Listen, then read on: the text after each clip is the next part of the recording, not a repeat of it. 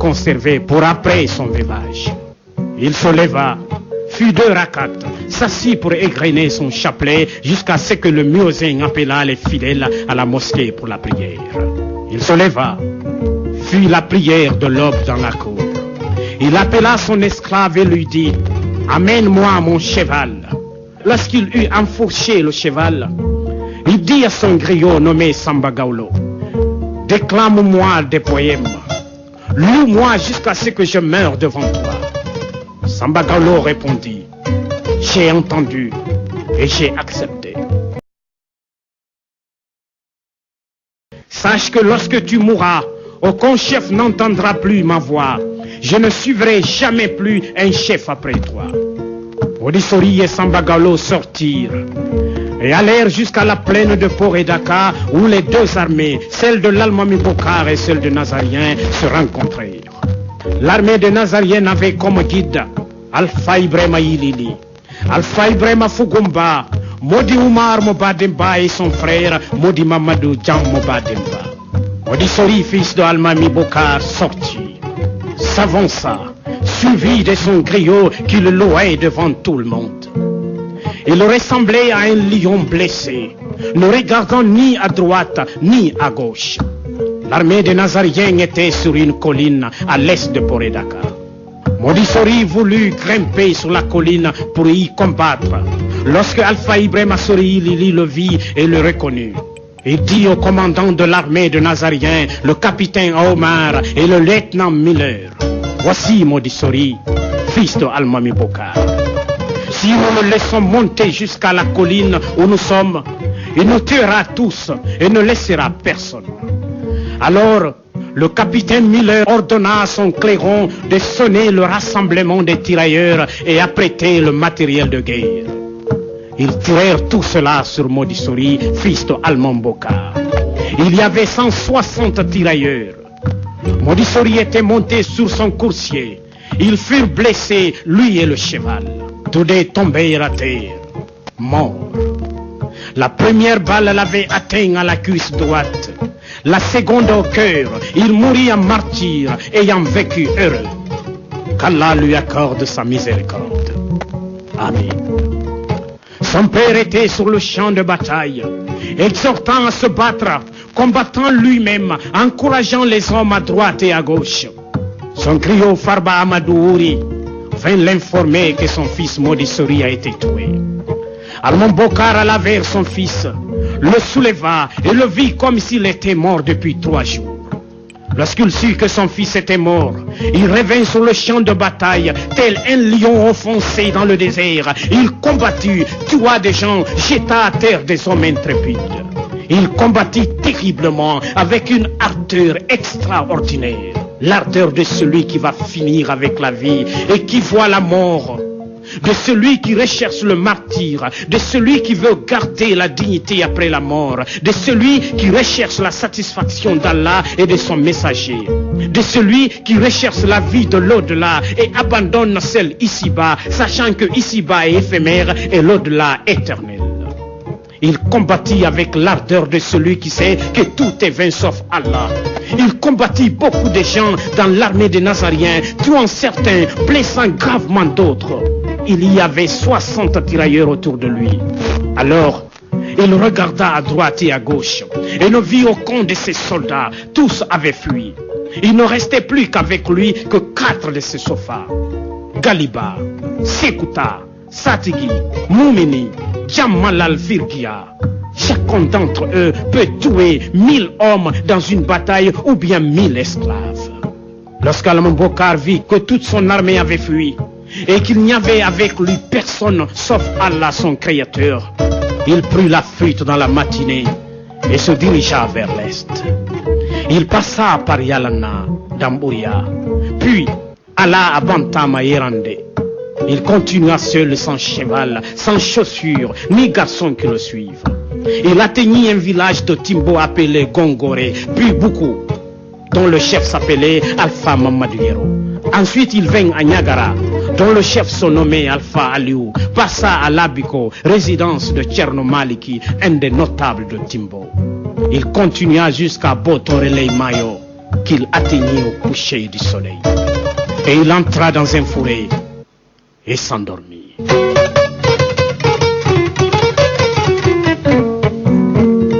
Ramadanso.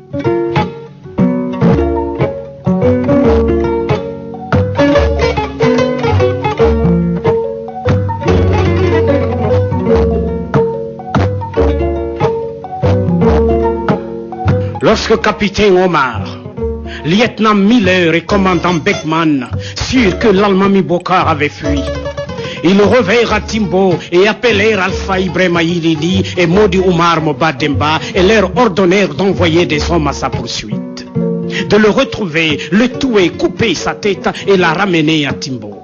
Alpha Ibrahima Yilili appela Modi Oumar Mobademba l'imbattable, n'ayant jamais subi une défaite. Ils partirent avec une troupe à la poursuite de Alman Bokar, le recherchant partout où il passait. Ils allèrent jusqu'au lieu dit Foulasso Labiko. Ils virent un homme sorti de ce village.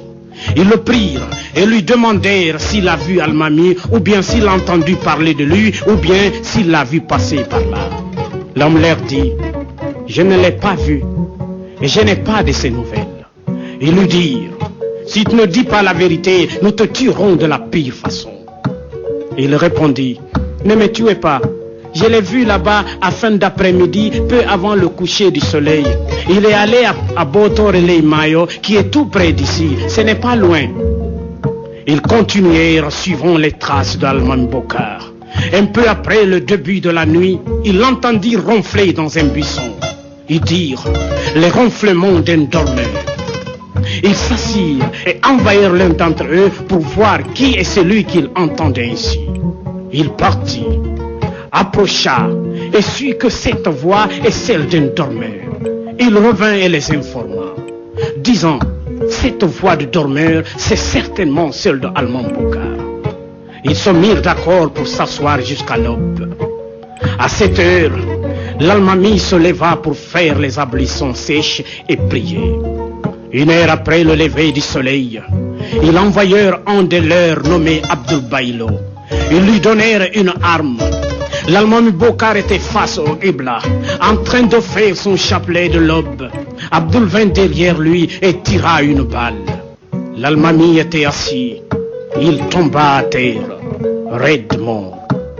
Inna lillahi wa inna ilayhi raji'un. Nous sommes à Allah et à lui nous retournerons.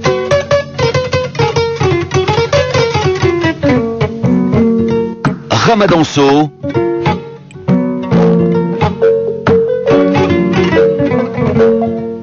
Dans Maison des mots.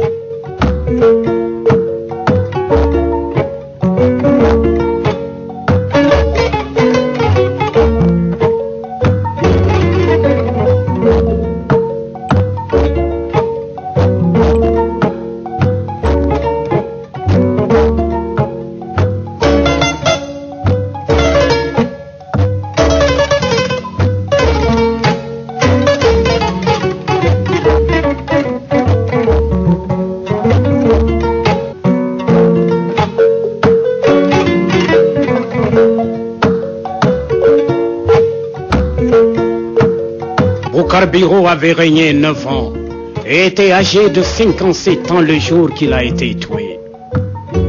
L'Alman Bokar était un homme exceptionnel parmi les descendants du clan Seydianké.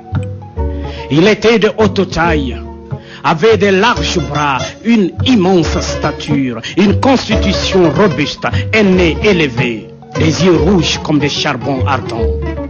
La voix forte et retentissante, quiconque le voyait, ami comme ennemi, était terrifié.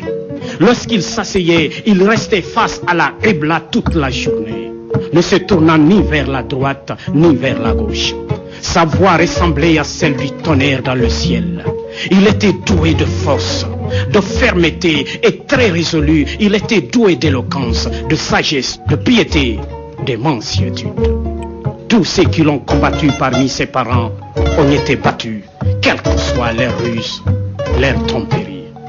Si les chefs du Fouta craignaient Allah comme ils craignaient Alman Bokar, aucun n'aurait à subir l'interrogatoire de la tombe après la mort. Allemand Bokar avait une voix plus terrible que son épée. C'était un croyant au visage illuminé, craignant Allah, impur, un souverain très puissant, lisant constamment le Coran, ordonnant le bien, interdisant le mal, fidèle à ses engagements, haïssant le mensonge et les menteurs et l'effusion du sang. Il aimait les savants et exhortait les gens à les honorer. Chaque mois, il prévoyait des cadeaux pour chacun d'entre eux. Dans une maison, il ne laissait personne qui soit juste, ne ménageait aucun coupable. Il suivait la vérité, penchait vers la charia. Il était appliqué pour les affaires religieuses. Sa mort est une perte pour l'islam et la foi Tijaniya. Il croyait en Allah et à son messager. Il était patient, juste, se levait la nuit pour prier et jeûnait le jour. Chaque jour, il se livrait à des prières et des invocations. Il était doué de déférence, d'humilité, de foi, d'obéissance, de crainte envers Allah, d'espérance, de lumière. Il occupait une charge honorable et avait des objectifs élevés. D'après les gens de Botor et Leimayo, résidence de Tcherno Abdul Wahab, il n'y avait pas comme Almami Bokar parmi les grands de la dynastie Soria. Tous le magnifièrent, lui rendirent hommage, car sa parole est approuvée, ses paroles véridiques. Après la mort de l'Almami Bokar Biro, le commandant Beckman, capitaine Omar et le lieutenant Miller convoquèrent Alpha Ibrahima Yilili et leur donnèrent des postes. Modi Omar Mbademba du parti Alpha fut couronné sous le nom de Almami Omar. Alpha Ibrahima Yilili du parti Soria prit le nom de Almami Ibrahima Yilili. Après cela, le capitaine Omar et le lieutenant Miller retournèrent à Sigiri auprès du colonel Odéod. Là, finit la royauté islamique du Fouta Djallon. Ici commence le règne des Nazariens au Fouta. Le premier commandant installé au Fouta fut le commandant Beckman. Après avoir assis son pouvoir, il appela Almami Ibrahima Sori Yilili et Almami Omar Mbademba et leur dit: donnez-moi les noms de ceux qui étaient avec l'Almami Bokar Biro pour nous combattre à Poredaka, ainsi que les noms de ses fils, de ses parents, de sa mère, des chefs, de ses esclaves. Les deux Almami fournirent les noms de tous ceux qui étaient présents à Poredaka à côté de l'Almami Bokar Biro. Almami Ibrahima Sori Yilili lui dit: ceux qui étaient présents avec Almami Bokar Biro à Poredaka étaient au nombre de deux. Le premier, Modi Mamadou Saliou Gadaoundo. Le second, Alpha Omar, fils de Almami Amadou Dara Timbo. Il donna des informations sur les fils de l'Almami Bokar Biro en disant: le premier c'était Modi Sori qui est mort à la bataille de Poredaka. Puis Modi Agibo, Alpha Omar, Modi Ariou Sorokouma, frère de même mère que Almami Bokar Biro. Leur mère s'appelle Djario. Il y a aussi Karmoko Dalen de l'abbé et certains chefs d'esclaves de l'Almami Bokar Biro tels que Satigi Samba, Satigi Modi, Segeya, Satigi Karfala, Satigi Kendeli, Satigi Mamadou Fissaya, Alpha Moussatigi Kali et 4 autres chefs d'esclaves de l'Almami Bokar Biro particulièrement courageux: Galiba, Djamalal, Firgia, Kekuta et Moumini. Commandant Beckman dit à Almami Ibrahima Yilili: amène-moi ces gens que tu viens de citer le plus vite possible. Almami Ibrahima Sori Yilili appela son fils Baba Aliou Bari et dit: où est Alpha Omar, fils de Almami Bokar? J'ai appris qu'il est parti à Koyi. Où que tu le trouveras, tue-le et apporte-moi sa tête, dit-il. Alpha Omar avait fui avec sa mère. Baba Aliou le suivit jusqu'à Koyi où il le retrouva et le tua. Quant à Modi Agibo, Modi Aliou, Sorokuma, Karamoko Daleng, mais Satigi Kumba, Satigi Kerfala et Satigi Kentili, ils furent envoyés à Conakry auprès du gouverneur Balé. Mis en prison pendant 7 ans. Au terme de leur peine, ils furent renvoyés à Timbo auprès du commandant Humbert en 1902. Celui-ci ordonna que chacun soit ramené dans son village.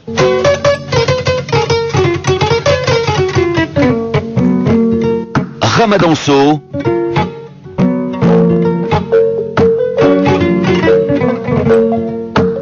en maison des mots.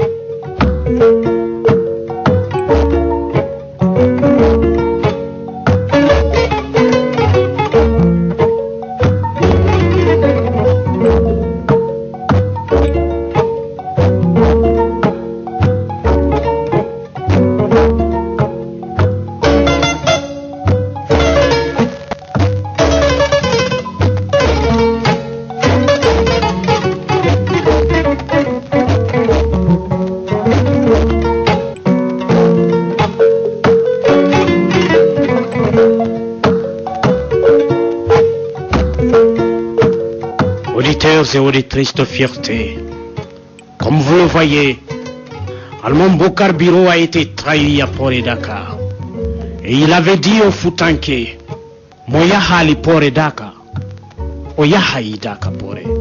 Celui qui ne s'est pas rendu à Port et Dakar pour faire la bataille, ira faire des corvées au campement. Et c'est ce qui fut fait. L'émission de ce soir est dédiée à tous mes élèves de différentes écoles de la place. À Elhadji Ousmane Diop, valeureux président du bureau du conseil de sages de Dar es Salaam 1. Sans oublier la référence de la générosité, de la sagesse, Elhadji Boubacar Noussi Diallo, depuis Dar es Salaam. Je n'oublie pas également Ali Mouba, reporter émérite à Espace FM. À tous et à toutes, je vous dédie cette émission. C'est sous ce mot, auditeurs et auditrices de fierté, que nous nous quittons au compte de cette émission. Mais avant, retenez pour essentiel que la culture en tant que mouvement, en tant que dynamisme, implique et conditionne le développement. Conception, Lamine Girassi.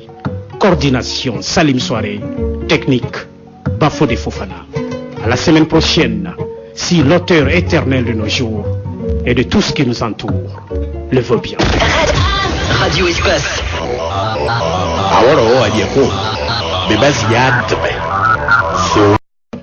J'ai voué ma personne à Allah. Il donna à chacune sa dot et un tissu qu'elle doit conserver pour après son veuvage.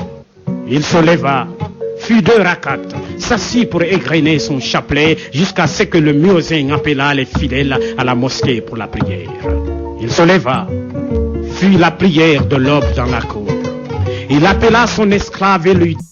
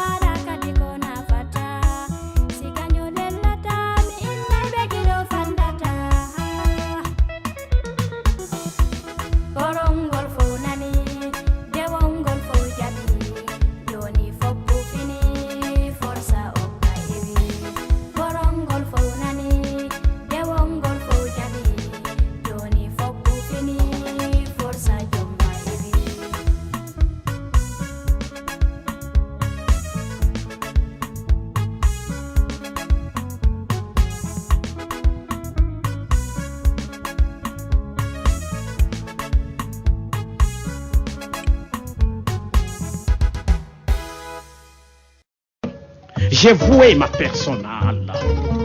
Il donna à chacune sa dot et un tissu qu'elle doit conserver pour après son veuvage. Il se leva, fit 2 rakats, s'assit pour égrener son chapelet jusqu'à ce que le muezzin appela les fidèles à la mosquée pour la prière.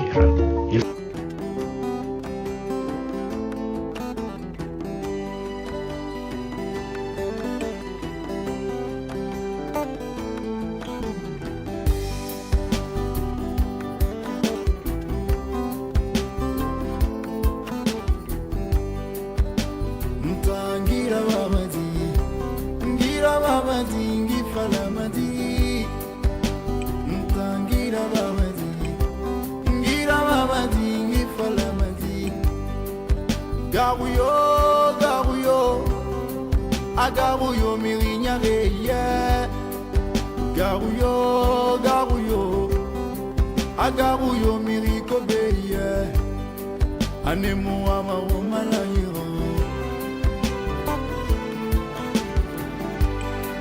Anemu ama womanyare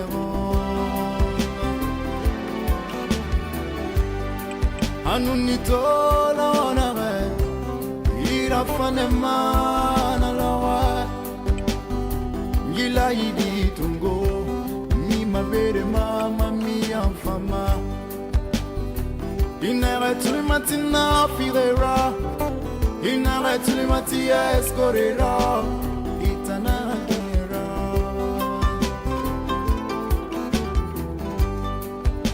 Mtangira babadi Ngira babadi ngifala madi Mtangira babadi Ngira babadi ngifala madi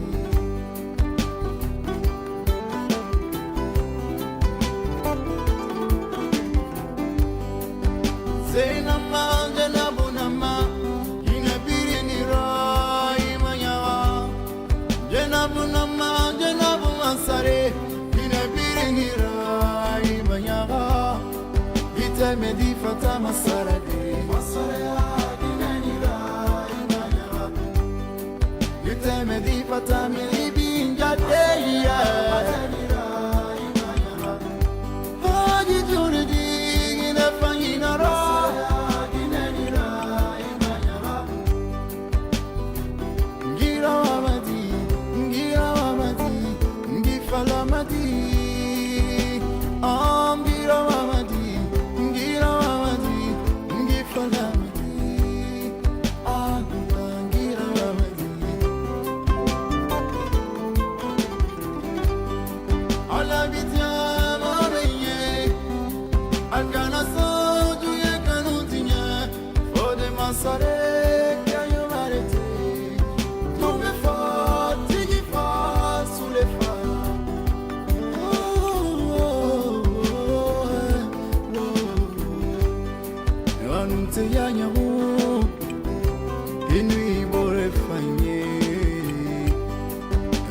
Yanyagu ini agine fai ai matoma yele mira ao berema welema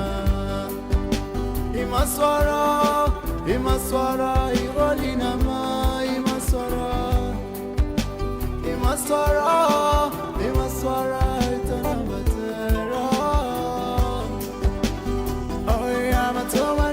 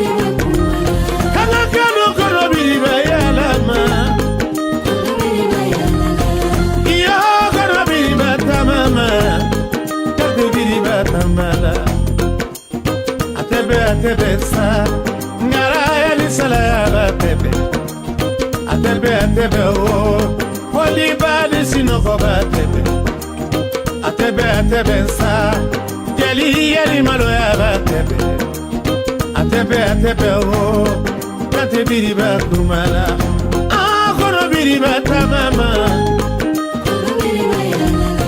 ya kono biriba yalama kono biriba tamama kate biriba yalela aluwa fo yeli yemiye masarange yeli yemiye wafo yeli yemiye siriru mama yeli yemiye aluwa fo kankaluye balakala kirode yele kate biriba tamama munkera siriru mama kono biriba yelema masaranga kono biriba tamama kate biriba yelela amadara la amandari kelila mirida amadara la amandari kelila forida bimola mana kuma kancha alubiye kelila mirida kimankende lekunte nimina molu leha nimina boko talela fa nebila le kelila mirida kono birara yarado kelila mirida kono birara mirido yalaba kono birara yarado kelela yara kono birara yarado kate biriba kumala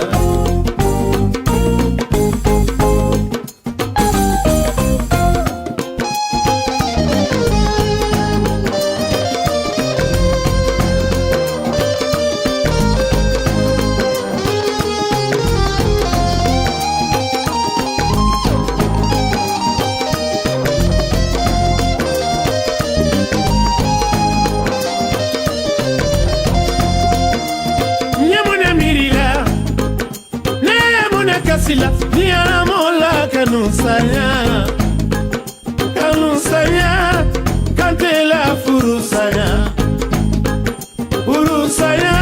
kangeletila kanusanya mafila kante makoro keba kunyumalo kono biriba panima sabu kono biriba yalama ya kono biriba tamama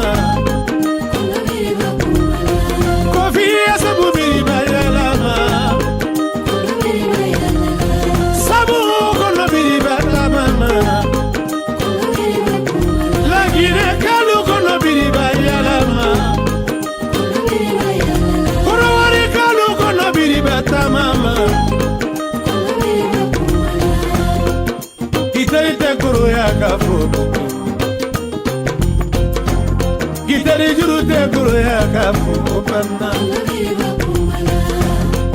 juru te ngara ya kafu butu gitari juru te ngara ya kafu panna